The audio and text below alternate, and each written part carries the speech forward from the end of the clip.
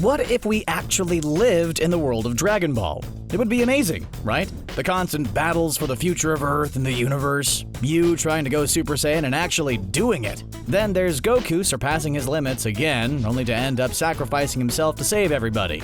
It's now up to you to go and find the Dragon Balls and wish him back to life. Do you know which ones you need? Since their inception, the lore and types of Dragon Balls have expanded, all having different abilities and requirements to use them. The world needs Goku ASAP, so get ready for your crash course lesson on the Dragon Balls.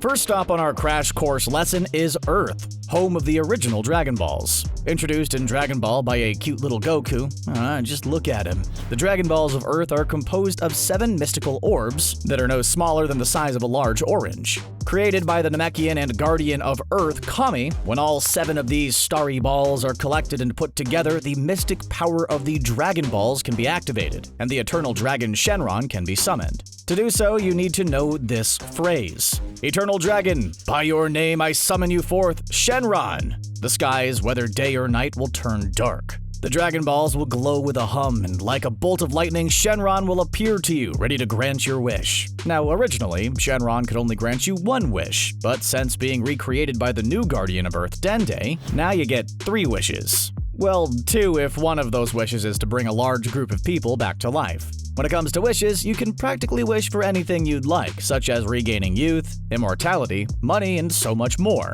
You can even make a wish like Oolong did, wishing for a pair of female underpants. I don't recommend that one, but you can wish for it if that's what your heart really wants, as long as it doesn't meet any of these restrictions. Although Shenron is a very courteous dragon who tries his best to grant wishes in a way that will bring joy, he will not grant a wish that has been made before by the summoner. This is to prevent someone being wished back to life twice, which Shenron will also not do. As we mentioned previously, the Dragon Balls can be used to bring a large group of people back to life, like the Namekians who were wiped out by Frieza. However, the wish must be made within a year of their passing. On day 366, it's a no-go. They'll be stuck in Otherworld forever. The Dragon Balls also can't be used to bring back anyone who lost their life to natural causes, nor can Shenron grant a wish that is beyond or take out a villain that is stronger than its creator's power, aka Kami or Dende. Also, a quick side note, be sure to make your wish as soon as possible and be as clear and concise as possible. Shenron is courteous and all, but doesn't like his time to be wasted. He once threatened to take a man out because he was taking too long to make his wish. After Shenron makes all your dreams come true, he'll vanish, and the Dragon Balls will scatter into 7 different directions across the planet to be found once again.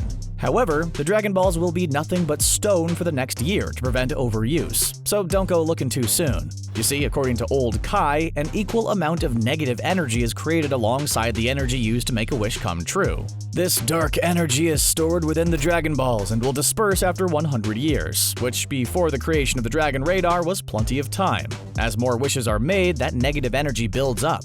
And when the pressure becomes too much, the Dragon Balls will crack. The consequences of this was seen in Dragon Ball GT, when the Z-Gang tried to summon Shenron.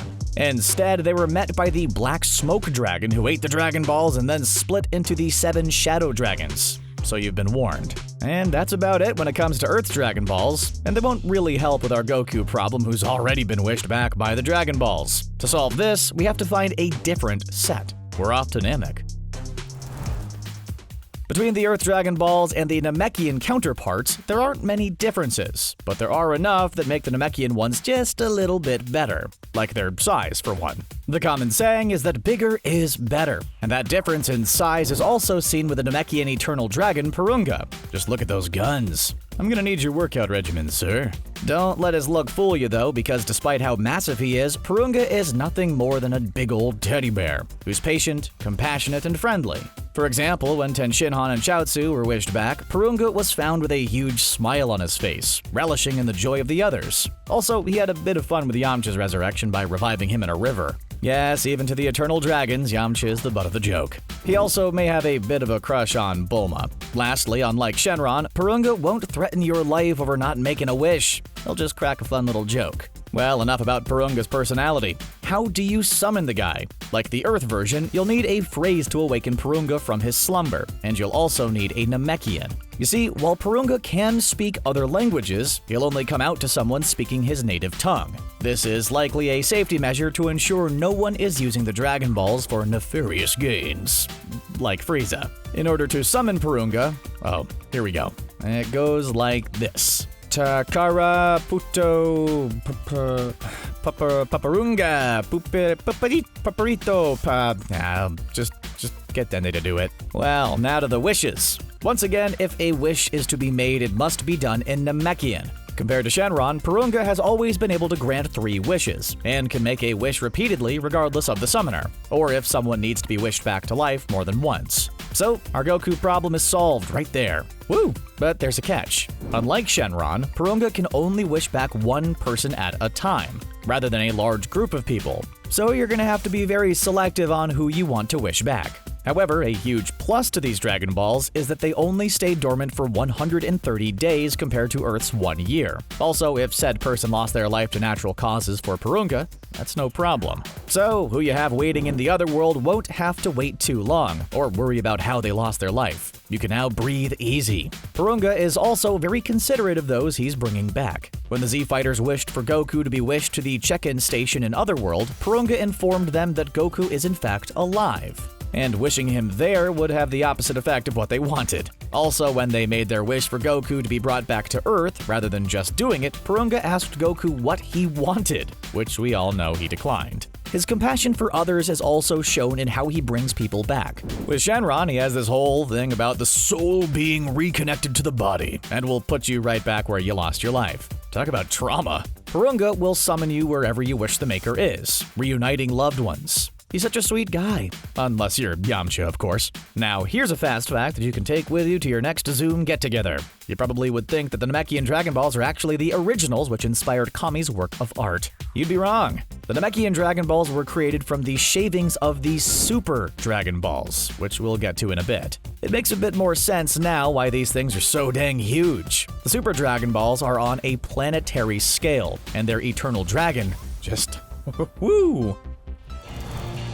The Super Dragon Balls, in comparison to their counterparts, are the size of planets, 2 to 3 times bigger than Earth, and its eternal dragon has been shown as being practically the size of the universe itself.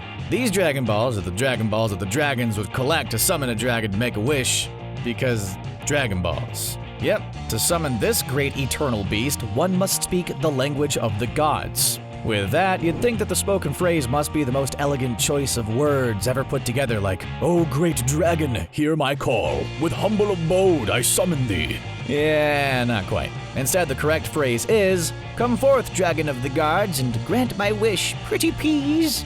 Yeah, that's peas and carrots in the dub. How adorable!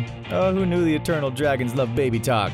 That baby talk, however, unleashes a spectacle that is summoning the Super Dragon Ball's eternal dragon, which is very representative of the power this dragon holds. Unlike its counterparts, the Super Dragon Balls only grant one wish, but have 0 restrictions. Beerus himself said that with the Super Dragon Balls, he could destroy an entire universe. And it has been shown that Super Shenron could be used to revive entire universes, 11 of them to be exact. Whis has even made it clear that the God of Dragons could take out a God of Destruction if asked. Whatever the wish may be, must be made in the language of the gods. However, it doesn't have to be spoken.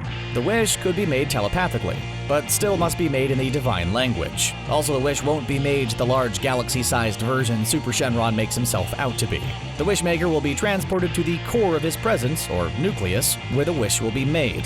Now, the downside to the lack of restrictions is if this power were to be put in the wrong hands. Again, you can wish for anything. Imagine if Frieza won the Tournament of Power. He would have likely wished to be stronger than the Omni King himself and took control of the multiverse. Or maybe he would have made a wish like Zamasu did. Wish for the destruction of the Super Dragon Balls themselves, as they were in Trunks' timeline. It makes me think, could someone wish for Zeno to be destroyed? One of the rules for the Earth Dragon Balls was no one who was stronger than its creator could be wished to be destroyed. However, from what we know at the moment, this restriction isn't set for Super Shenron. Zeno himself stated that God of Dragons can do anything and grant anything. However, Zeno has also stated that nothing surpasses him. There is a bit of contradiction happening here, so it makes me wonder where the power of Super Shenron lies in comparison to the Omni King.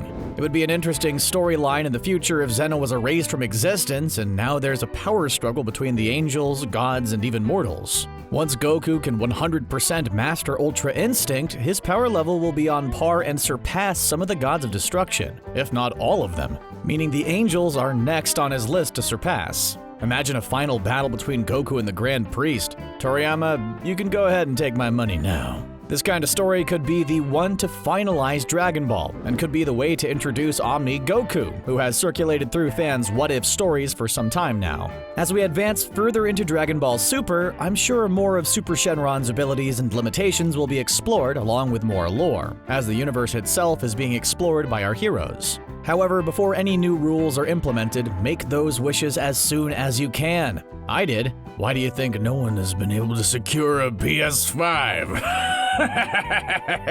Yeah.